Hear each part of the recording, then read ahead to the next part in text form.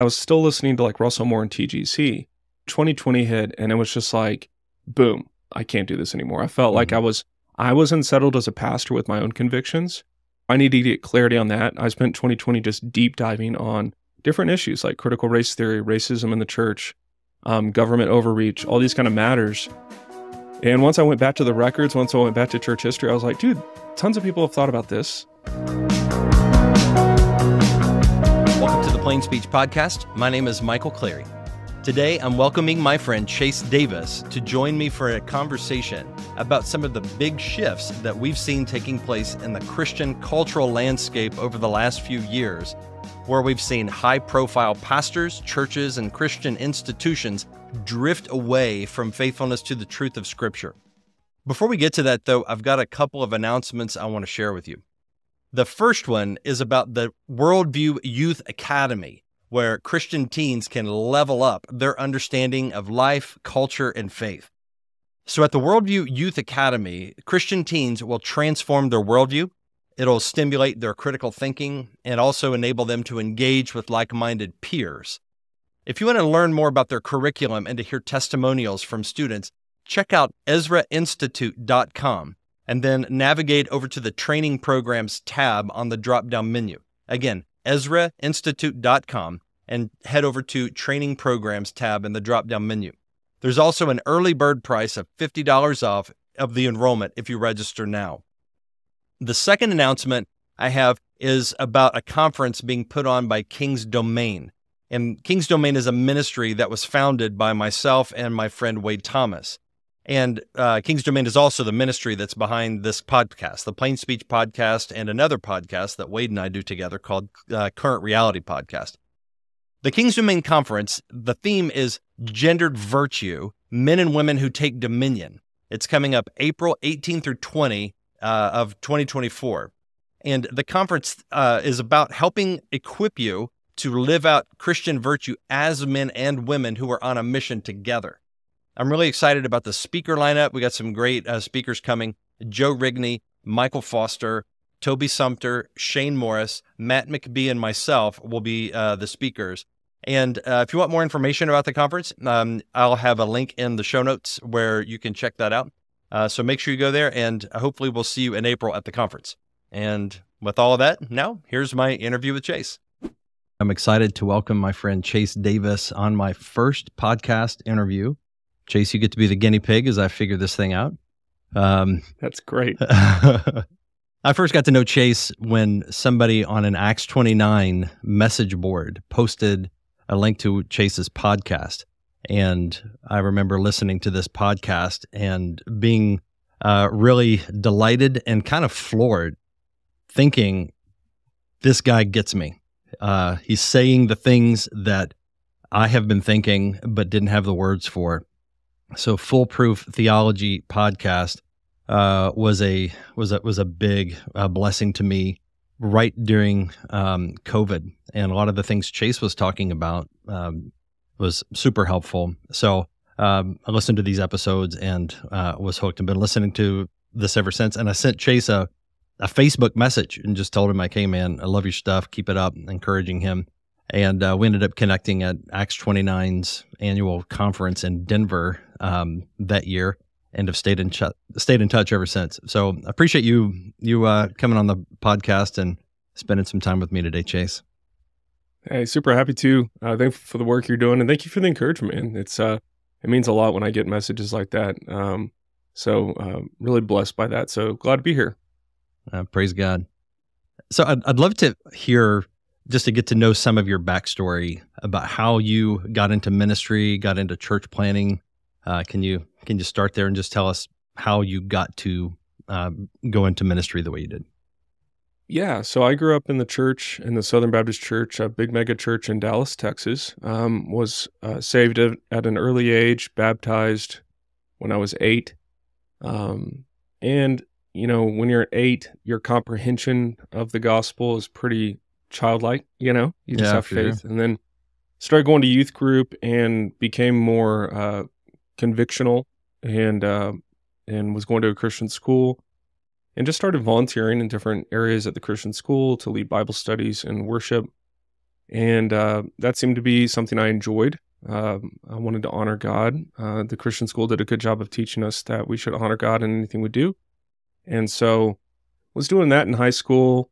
They do great like mentoring things and discipleship stuff there. When I was in high school, I was just discipling a dude yesterday about he's applying to college right now, and it's a big deal. There's a lot as you're growing up in high school, you're trying to figure out.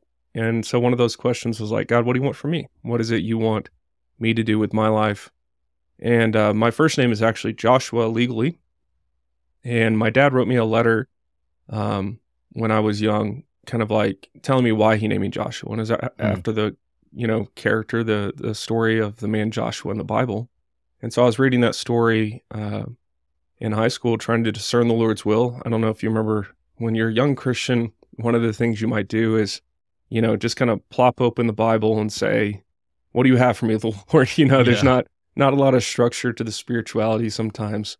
And so I would do that sometimes, but I just like, okay, I'm going to open up Joshua, see if the Lord has anything. And I just sensed an impression from the Lord in Joshua 1:9 to be strong and courageous. There you go. And to lead God's people. Now, the wonderful thing about that kind of general calling is I don't think that's exclusive to me. I think every Christian can take that, but it kind of set me in a direction. I'm going to choose a path. I'm going to choose opportunities that I feel like would honor God with whatever gifts I have. So fast forward a little bit, getting to college, I was a chaplain for my fraternity. I was volunteering in different capacities, met my wife there. I sensed a strong call to be on the mission field, just because that's like what the church, Southern Baptists are kind of famous for their missionary efforts. And so I sensed a call to the mission field just because that was always kind of highlighted for me as, well, you want to serve God. This is like one of the preeminent ways to kind of serve him. That's where the real Christians go. That's where the real Christians go. You got to be radical. I used to feel guilty. I was like, if I don't go into ministry, I feel guilty. I know. And so like, I had all my friends were like, I feel called to this people group. And I was like, I don't sense that, I do like traveling. I went on mission trips. I really enjoyed those. It was very helpful. I know short-term missions gets ragged on a lot, but, and for good reasons, but for me, it was like really eye-opening, to see Christians around the world worshiping in different places, tribes in the Amazon, Honduras, Mexico. Well, anyways, when Kim and I got married, she knew that I sensed this calling on my life. She also knew I was getting a degree that would open up doors perhaps in different countries. And so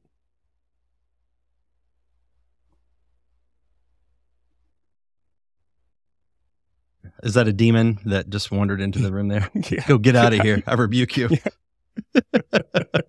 My dog needed out. So yeah, she knew this calling on my life. And, when we were talking about getting married, I was like, babe, you have to be okay with I want to make sure that, that God may call us to go live in a hut in Africa, and she was like, I understand.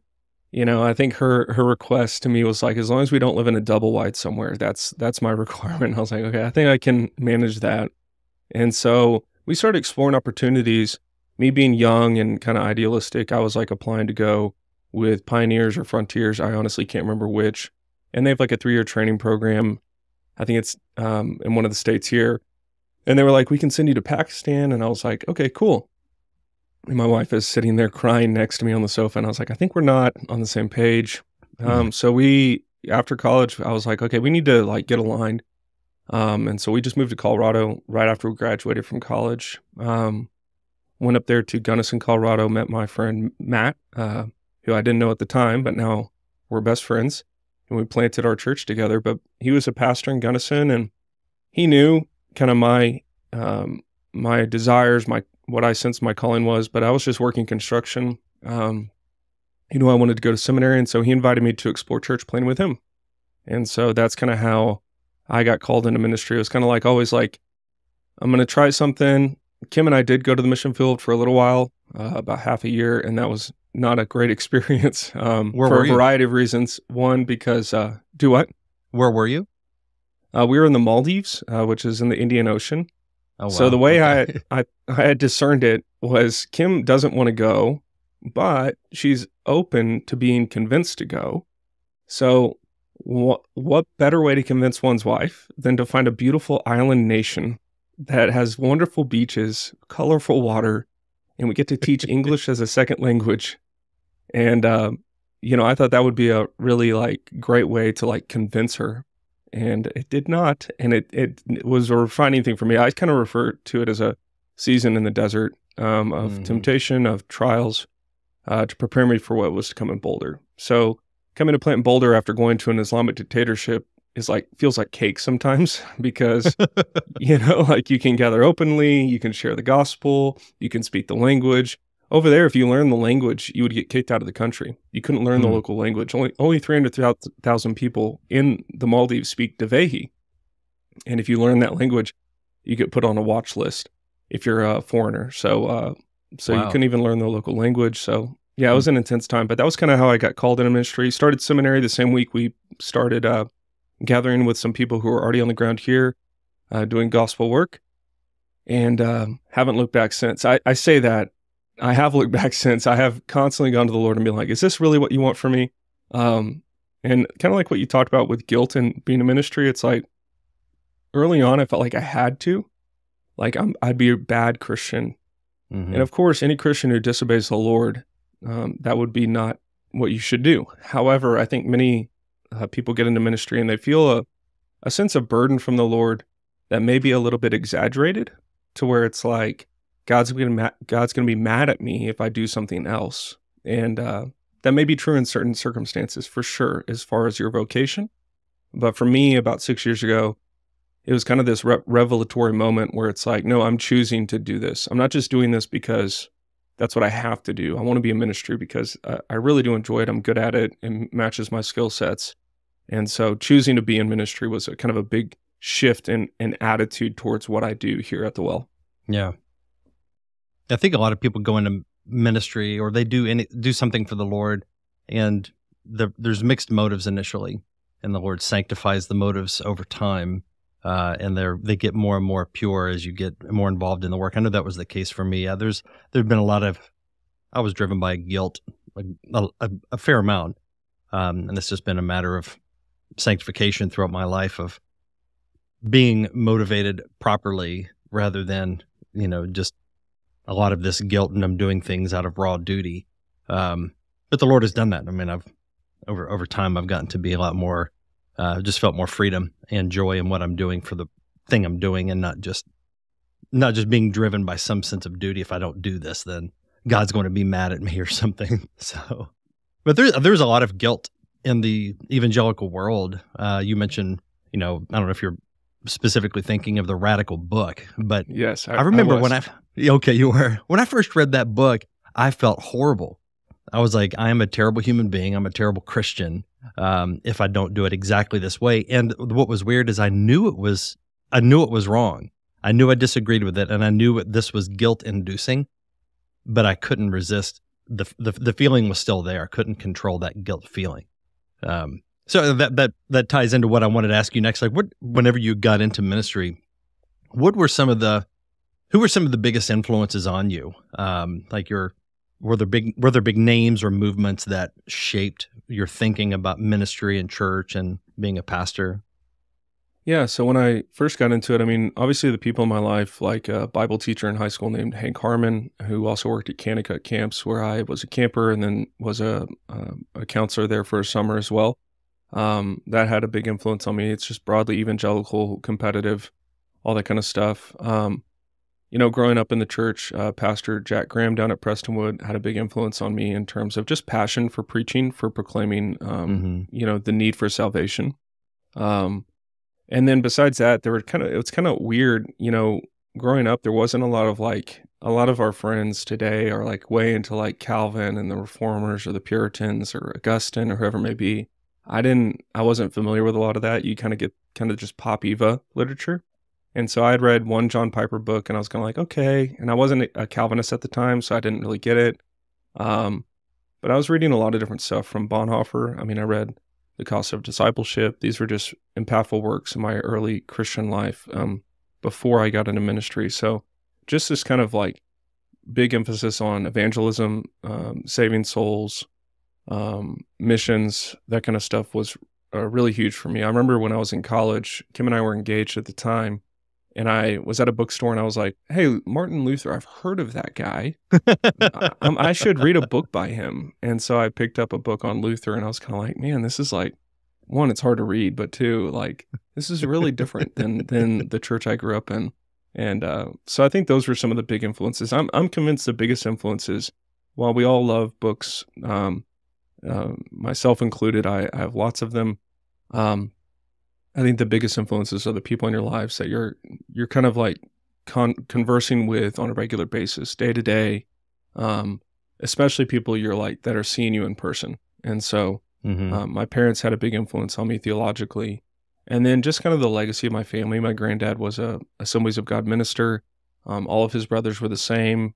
One of them was like president of Southwestern Assemblies of God and Wow. Waxahachie. And so that always was like kind of lingering in the background. Like, this is something that our family does. So so I would say those are some of the, I wish I would say, Calvin or, this one Puritan or whatever, but that's just not, it wasn't reality for me. I was reading lots of different stuff. I was honestly just going to the Barnes and Noble Christian section, which is not recommended. And just Not anymore. yeah, I was like, oh, this book, it has an interesting title. I'll pick it up. But mainly the pastors in my life had the biggest influence. That's great to hear, especially being a pastor now, myself and yourself. It's cool to know that, and I'm sure that we can never calculate just how much or what type of impact we have on other people. But to think that there are people that come through my ministry or your ministry that may end up being pastors, missionaries, or authors, scholars, whatever, someday, that's really gratifying to think about. One of the things that I've sensed in your ministry, and we've talked about this some in the past, would be, I suppose, a theme of a shift that, and I'd love to hear how you would characterize that. It could be, a shift in your own thinking, or it could be a shift in everybody else's thinking while you've more or less stayed in one place. But the shift that has happened in the last, 10 years ish. How have you experienced that, and can you walk through just sort of how that played out in your life and ministry? Yeah, so it's a topic that I'm really passionate about. I don't know that there's a lot of good literature on it, but basically theological development over time. When you look at either scholars or pastors from the past, I'm really interested to explore, because when we become Christians, the fantasy is that somehow we're born again and then everything's good. We got our theology in order, we've got everything dialed in. And that is not the case. That's right. We're people in process. We're people who need to be discipled and continue to mature. And so, one of the shifts for me was like, I grew up, obviously in Dallas. And so a fairly conservative climate back then, in a mega church that, had huge 4th of July things and American flags and that kind of stuff. And in high school, I kind of was like, I don't understand this. I mean, I was still like wearing the cowboy hat, going hunting, all that kind of stuff. But I was really conflicted, because what I was hearing from the kind of evangelical pietistic culture was competition is bad. Almost masculinity itself is a problem. I read Wild at Heart, but I don't know that Wild at Heart really, it didn't exactly celebrate men as designed. It tried to, but it kind of warped a lot of views. I go to college and I get into a lot of, I didn't know it at the time, almost liberation theology with Shane Claiborne, very Anabaptist. And so then You went through a Shane Claiborne phase? Yeah, dude, it was, talk about radical. I wrote in Jesus for President one year, literally. Because I was like, I was just a young guy just trying to figure it out. And, so I'm down at A&M, Texas A&M, very, very conservative school, but I'm growing my hair out, in our house that we lived in. I didn't even have a bed. I had a hammock attached to the ceiling. I was borderline hippie. And so we move overseas. I'm really confused, because the people in Muslim countries, they're like, oh, America, it's a Christian nation. And they're like, Britney Spears, she wears a cross around her neck. And I'm like, no, that's not how that works. And so then moved to Boulder to plant. And what I didn't know is lurking in the background, there was kind of all these voices I was listening to that what we would call now deconstructionist, that were like trying to just like get everything out of cultural Christianity and just like get back to like a core message. And then once I got on the ground in Boulder, I saw how not just counterproductive that was, but how it lacked integrity. It lacked a certain sense of like, no, that's not true. And that's not who I am.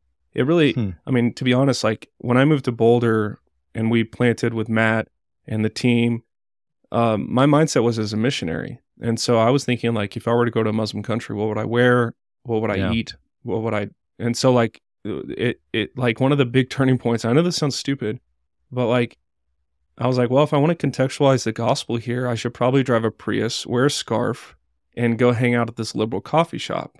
And I was like, dude, like, that's not, I'd be a fraud, like that's not who I am. That's not me. And then the other thing was like one of the kind of local guys here, when he met us, he was like, well, you're going to have to leave all your A&M stuff behind, your sports teams that you like behind. You're going to have to embrace our team. And I was like, you don't know me. That's never going to happen. Like I'm not going to, maybe I won't be as forward about it, but like, that's just not going to happen. And so these kind of things were just kind of big shifts early on. I started getting into more cultural stuff, vis-a-vis PJ Media, which I don't know if it's defunct now, but it was like very conservative content, but I was still listening to like Russell Moore and TGC. And so I was always conflicted. I was listening to Tim Keller. I subscribed to the New York Times. I was trying to read it every Sunday like he told me to, like a good pastor should.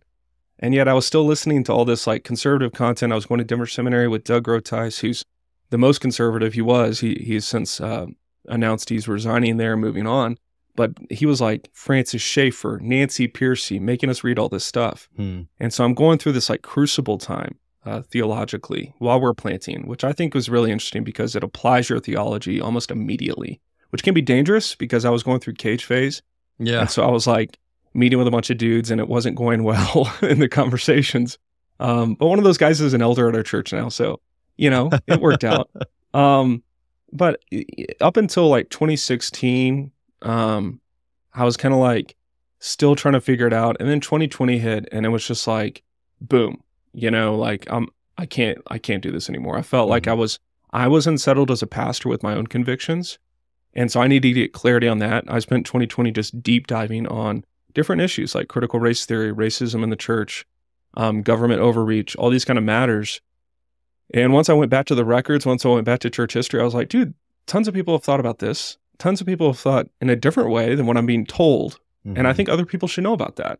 And so that was kind of the shift for me, is like, what would it look like to live more with integrity as a man, both in terms of my theological convictions, but also how I apply that theology to culture and everyday life. Because a lot of times, like I remember early on, Matt has always been a good man of integrity and conviction, even on an issue like sanctity of life. So early on in our church plant, we did Sanctity of Life Sunday. And I was the guy on staff that was like, ooh, should we do that? I don't know. We don't want to offend people. Right. And I was like, no, like this is clear. And I was like, okay, cool. Like I'll follow that. Matt's a man of courage. And so Matt's been a great source of encouragement for me in that as well.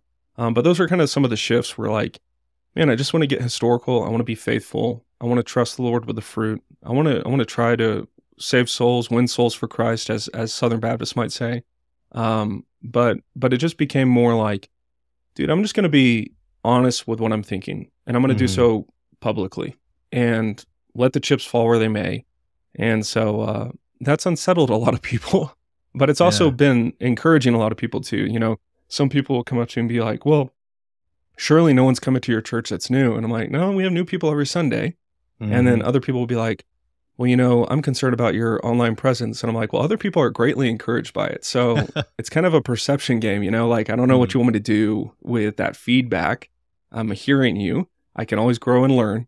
I'm trying to grow and learn and process, and I'm kind of open about that. So that's been some of the shifts in my approach and my theological development over time. Yeah. So it sounds like there's like a missional side of a change. was there a corresponding pastoral side as far as the way you would shepherd your own people and disciple Christians? Did that happen too? I think so. I think it was happening at the same time. So I was studying a lot of John Frame in seminary, and that's who my book riffs on his concept, which is a mouthful, called Triperspectivalism. There This it is. book? Thank you. Yeah, I got a copy of it You right got here. it.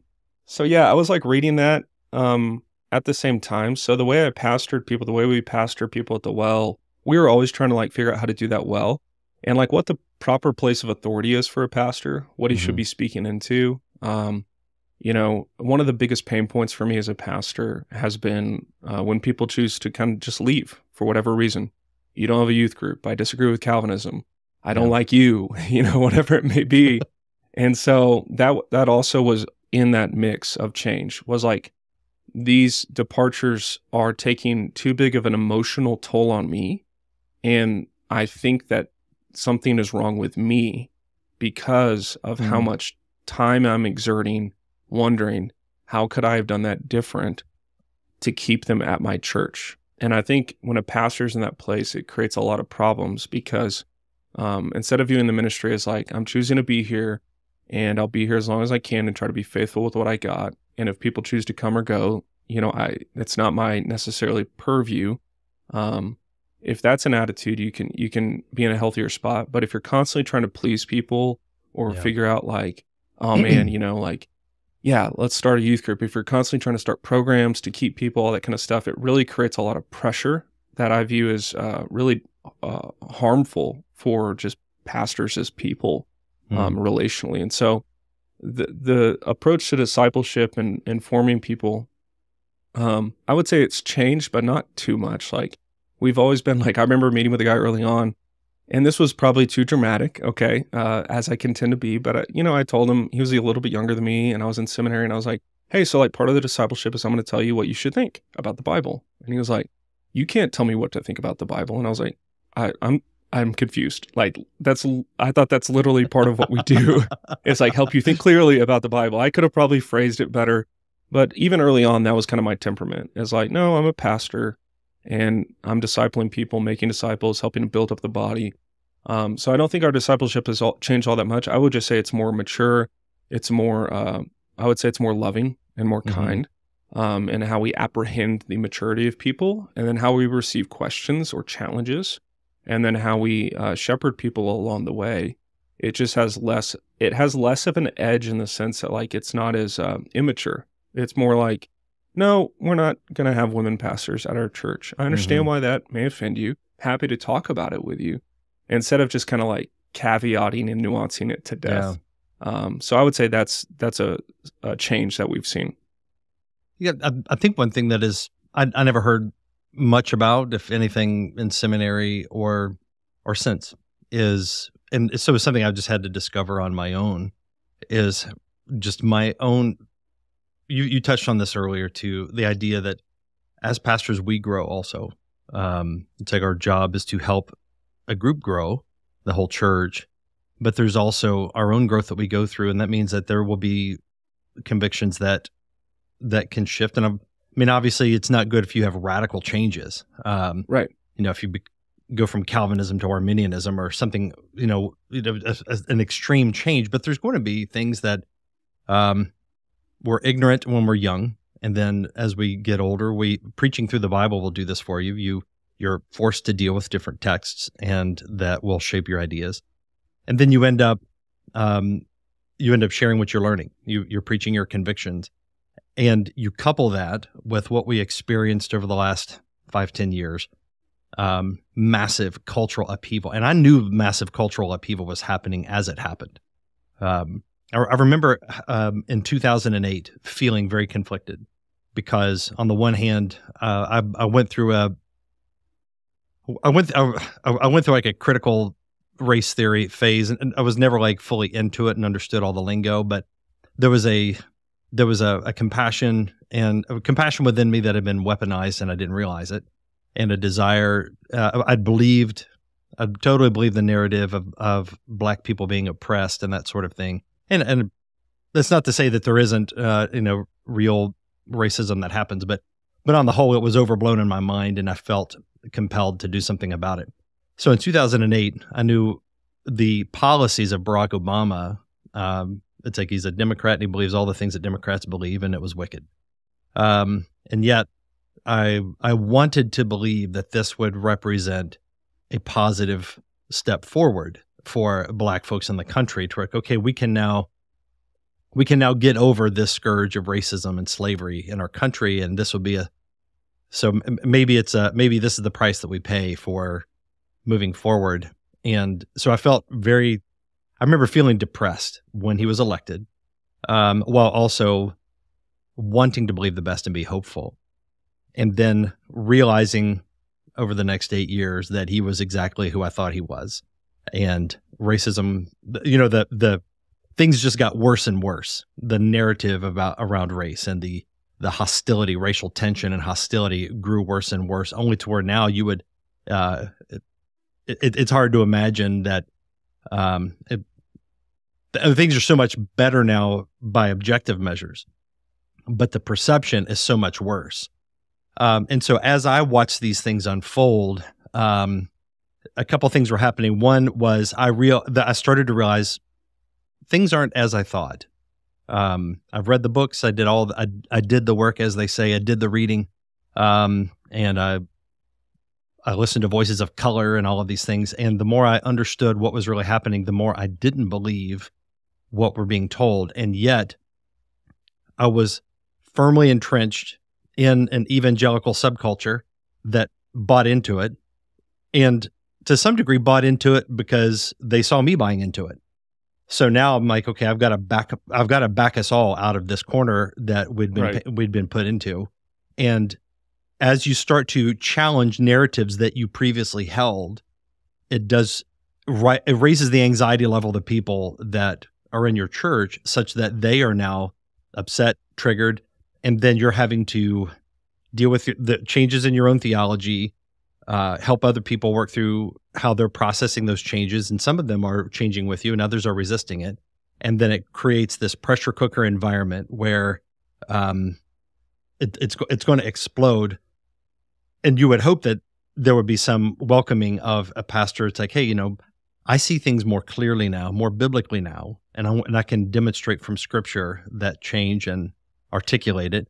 But that's unwelcome because it's different. And then you're having to deal with the emotional fallout. And I've seen like people are emotional thinkers. I know you're a rational guy. For me, I feel things deeply, but I'm very much a rational type of thinker, and I value that very much. But I'm just seeing more and more. It's like people are irrational creatures; they just don't think logically. And so now it's like it's created. I think it's created in an environment where there's a lot of pastors who may find themselves in a similar situation, where they've kind of put themselves in a corner and they can't get out, and they're basically prevents growth. They cannot grow themselves, because if they do, the pitchforks and torches will be out, and they'll have an angry mob ready for their scalp. Does that resonate with you at all from your own experience? Yeah, and I think it creates a lot of, just from my experience, it creates a feeling that you're faking it, you've got to please people, and that can build resentment because you're not walking honestly before the face of God. And so when your convictions that you see biblically and that are in line with Christian tradition, you're having to mute those to such a degree that you're like, man, I don't believe this stuff. And then you've created an environment around you where, if you were to say what you believe out loud, you might get fired or half your church would leave. You can either kind of be like, well, I guess this is just a job now, and I perform my job. If you're a man of passion and conviction, it can create a lot of turmoil emotionally. You become a hireling. Yeah, you become a hireling where you're just kind of like, I'm putting in the reps, I'm doing what I have to do just to get to retirement.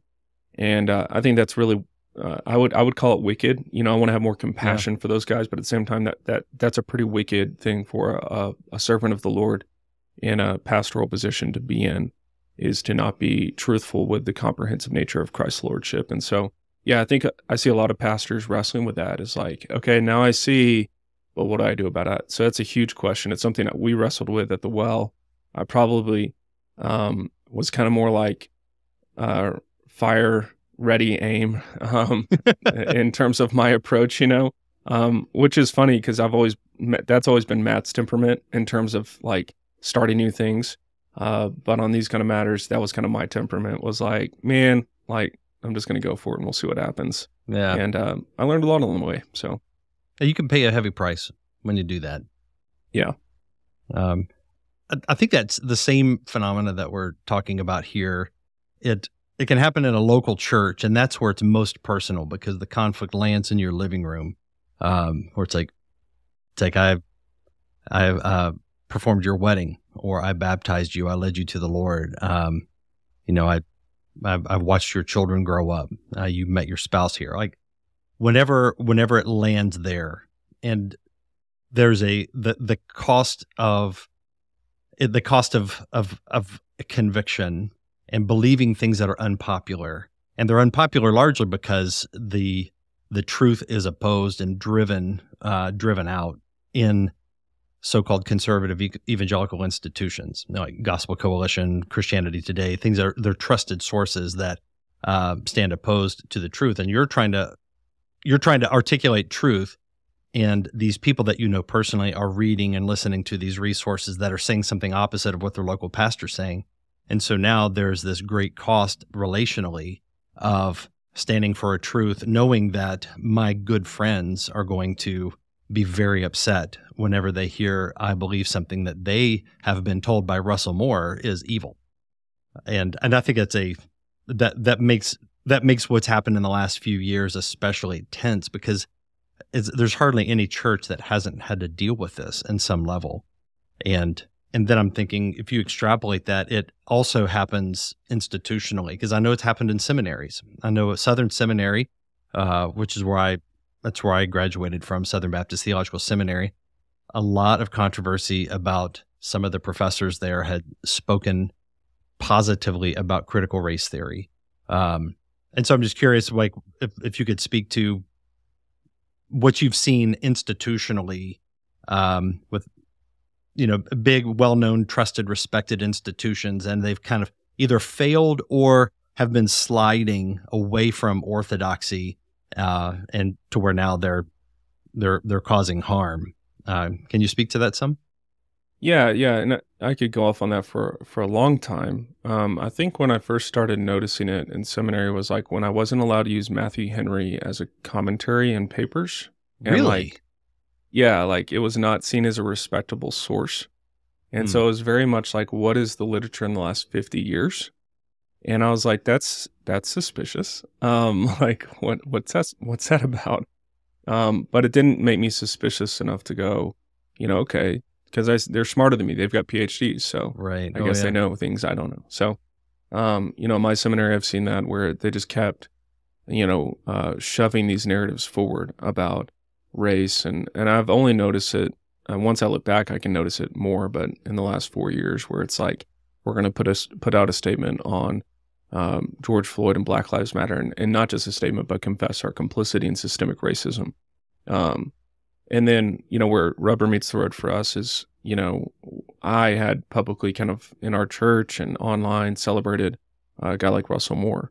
And so he had written a lot, and I had said, this is good. You can trust this guy. And then come to find out you can't. You can't now. He's the editor-in-chief at Christianity Today.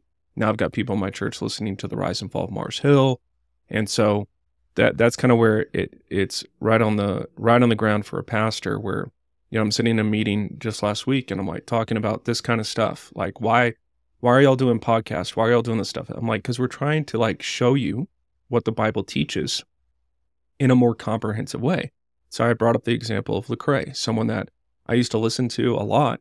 And then over the last, I don't know how long, I mean, maybe he's always been this way and I just didn't see it, but like he's out there, at a stump speech for Warnock down in Georgia, and he's advocating for all these wicked policies.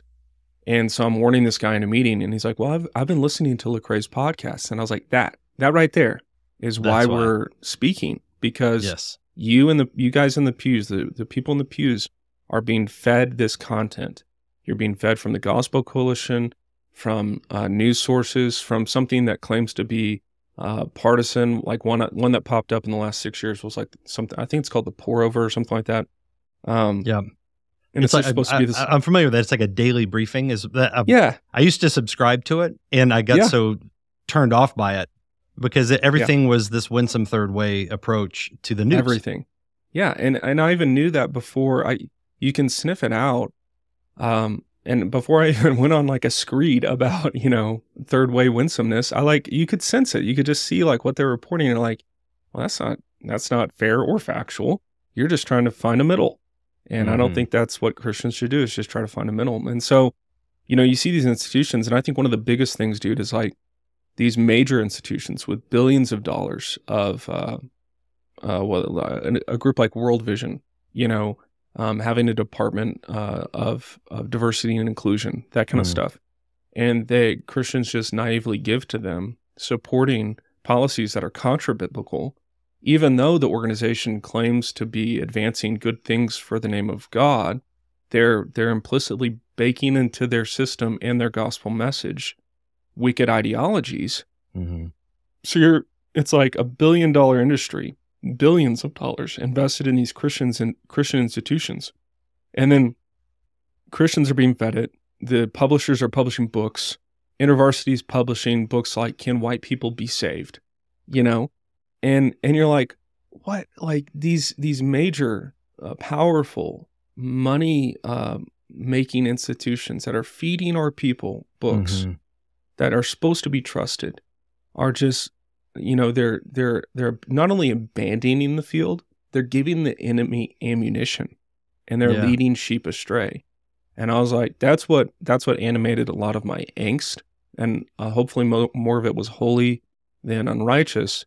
But I was like, well, fine. Like somebody's got to say something. And the people out in Colorado, the institutions that are out here, they're not saying anything. Colorado Christian was one, and I didn't know it at the time, but they're actively resisting a lot of this stuff. And so that was good to see. But besides them out here, it was like, is there anyone else that sees this? And I got connected with Tom Askell and emailed him, and he connected me with some pastors locally. And I was like, okay, I'm not crazy. Yeah. But even the way epistemologically, I was like trying to wrestle with critical race theory and this kind of stuff, like how it was just everywhere, popping up everywhere. Gospel coalitions promoting books that are, networks are promoting books.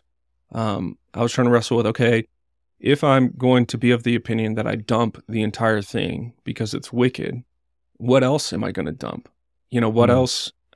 What does that say about my own epistemological assumptions and how I apprehend the truth? Because the slogans I always heard were like, oh, we should plunder the Egyptians, and we should learn and that kind of stuff. And it's like, yeah, but, like you all have a point where you're not plundering Dabney. You're not plundering certain people. You don't want to plunder Edwards anymore. And so what's your framework? And so that's kind of some of the stuff institutionally. Plundering is one way to look at it. Another way to look at it is leaven, that you're leavening the lump with.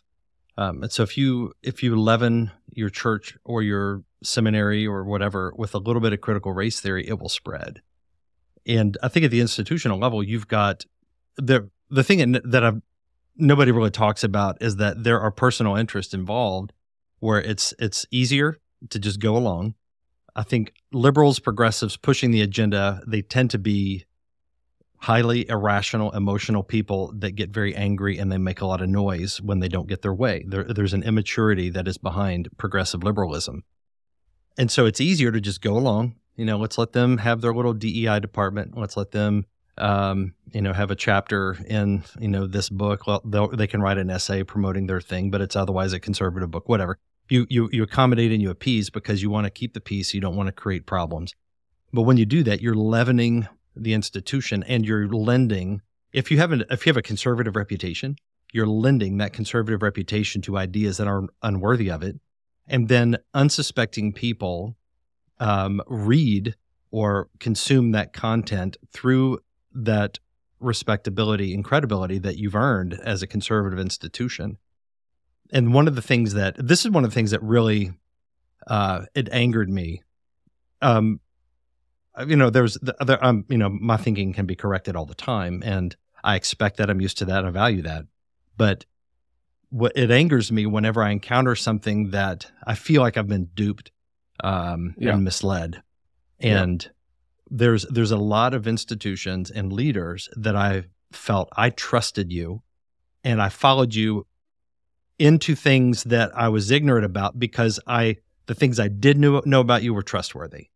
And so that gave you credibility in other areas where I thought, okay, if I need to read a book about racism or sexuality or something, I can trust you on this because I've seen you. And they usually tout their Reformed credentials. We're Westminster, we're London Baptist. We hold to historic orthodoxy on these things. But the areas that those confessional documents don't address, where there's a need for really strong conservative biblical thinking, that's where they go off the rails.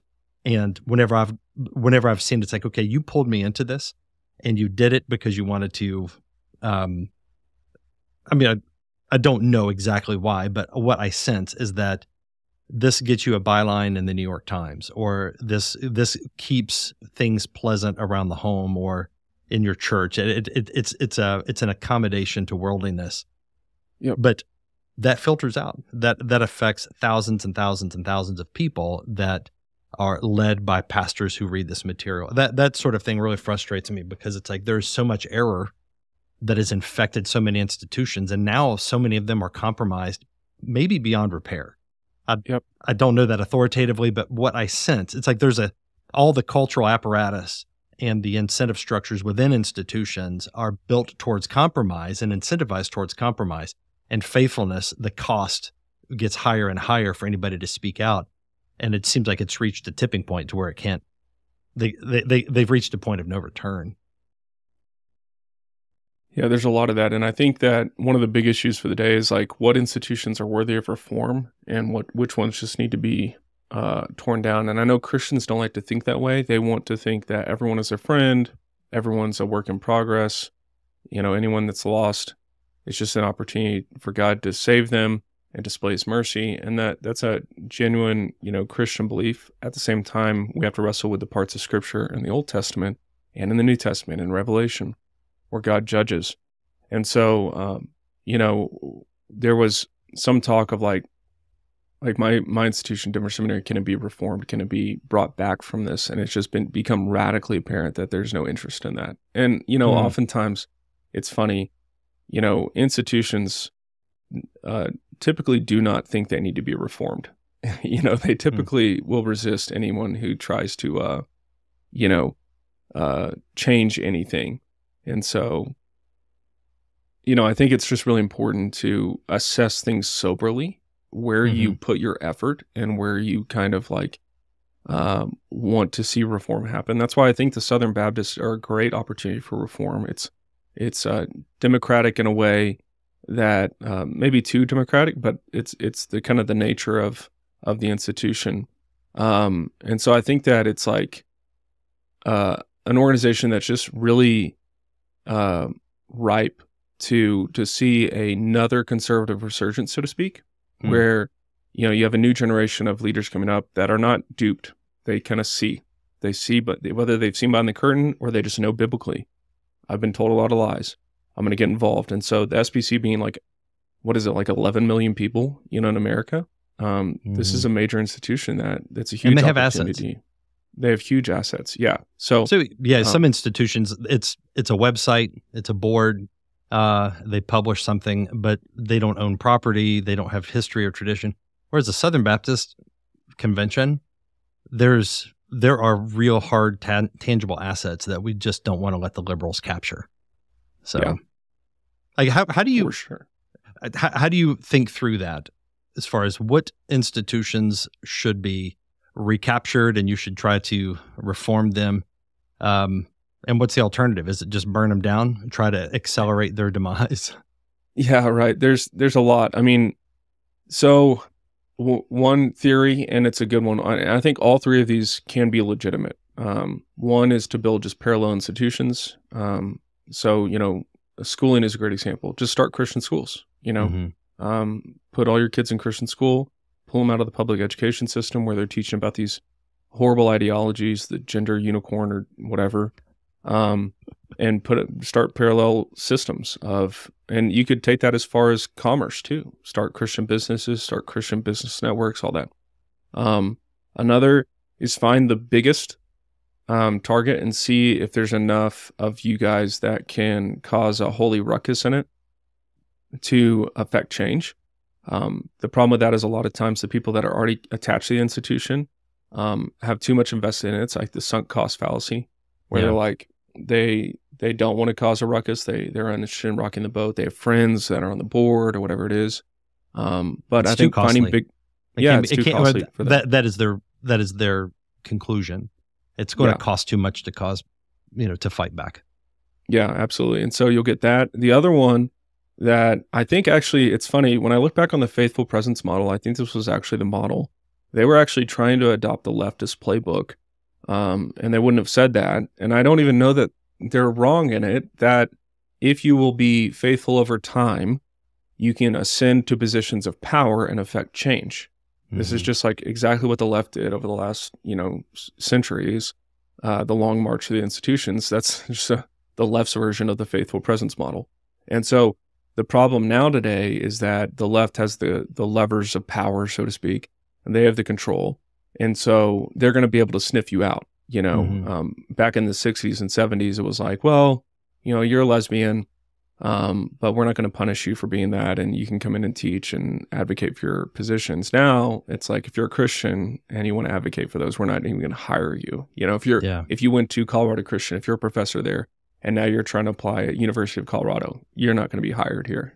So it's just a very different temperament culturally.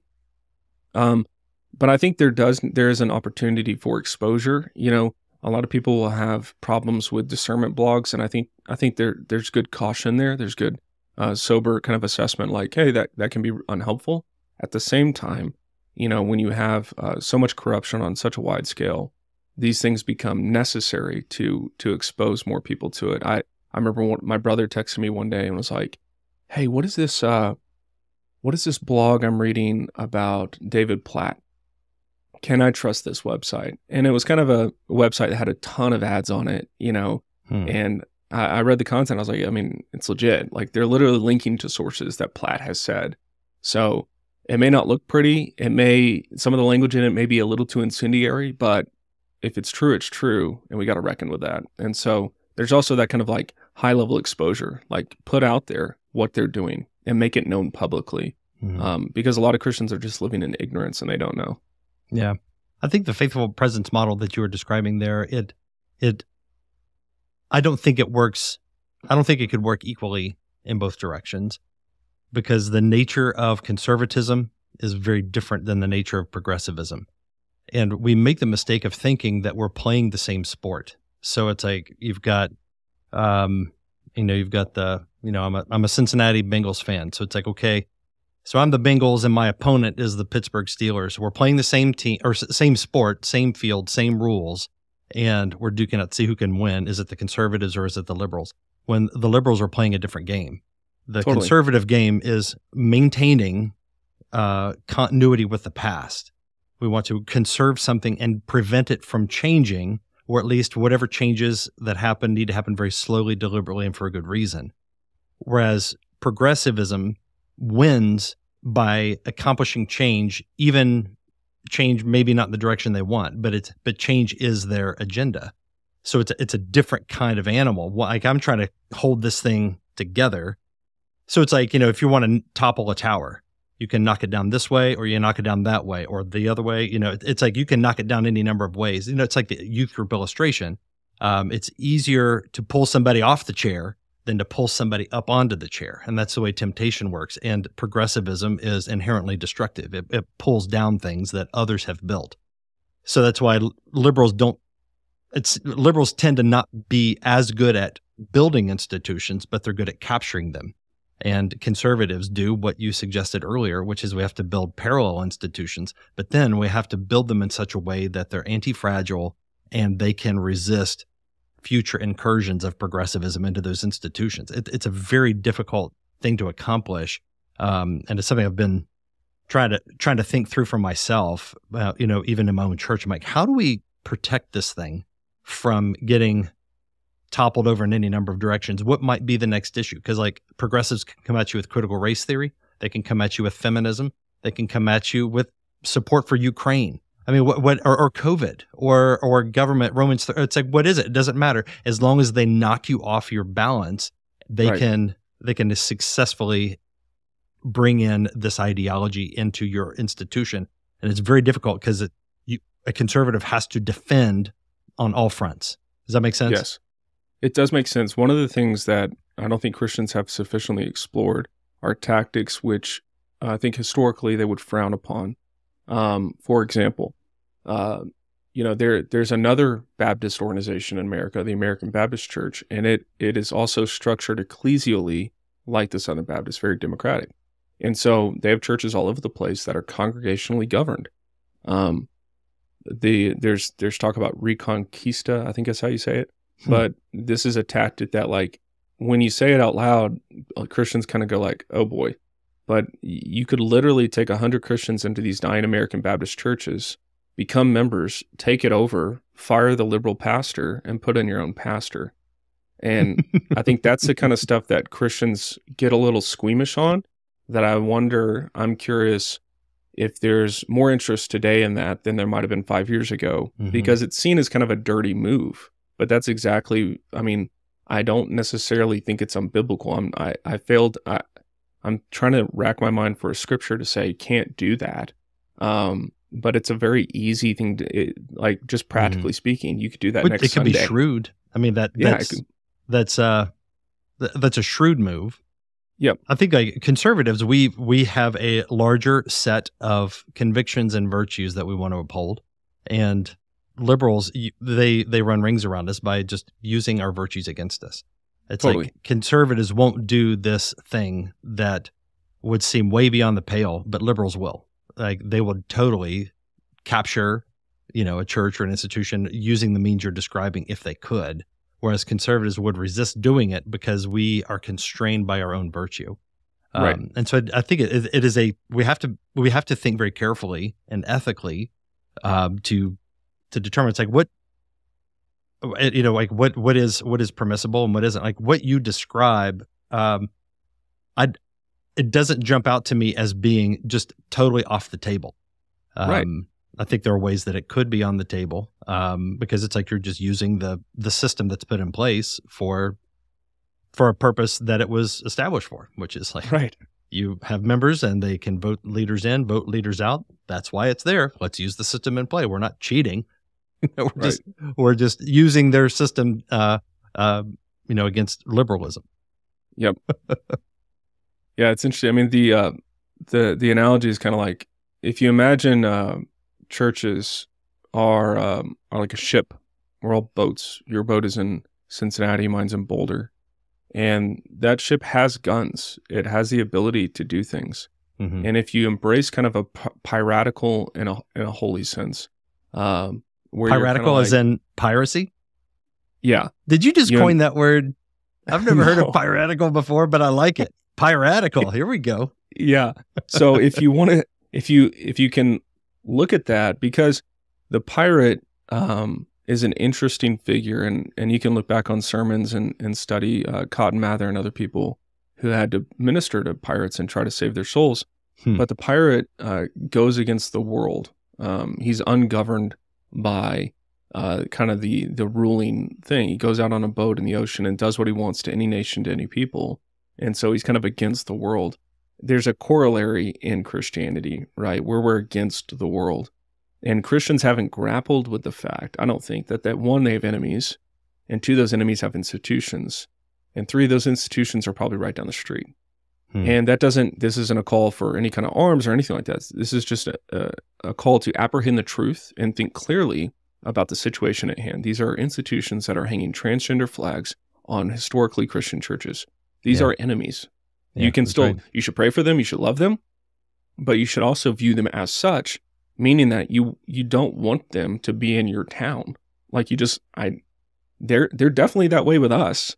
They have no problem doing that. And I'm thinking we have to get back to the Bible. We have to get back to Christian virtue, how Jesus treated the Pharisees in his day. And we have to be honest about that rather than pretending like, well, they just have a different vision of the world and that's fine. I mean, go read Thomas Sowell's, his book on two visions, that kind of stuff. I mean, these are radically opposed conceptions of reality.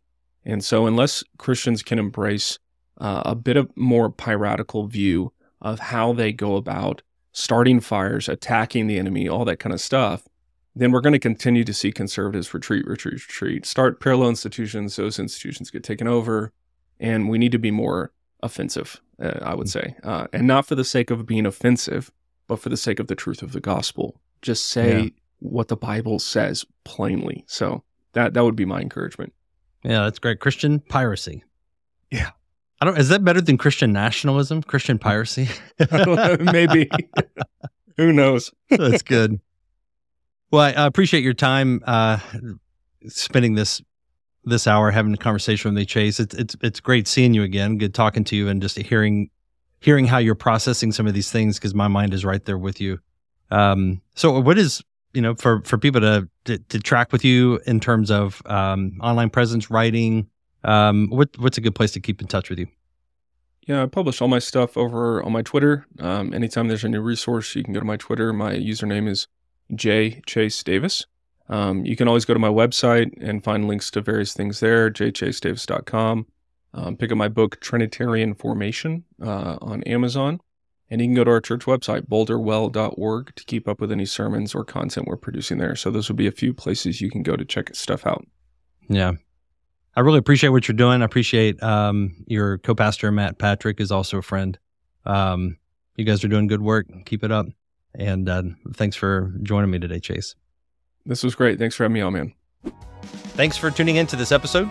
If you enjoyed this episode, please subscribe, leave a review, and share it with a friend. We'll see you next time.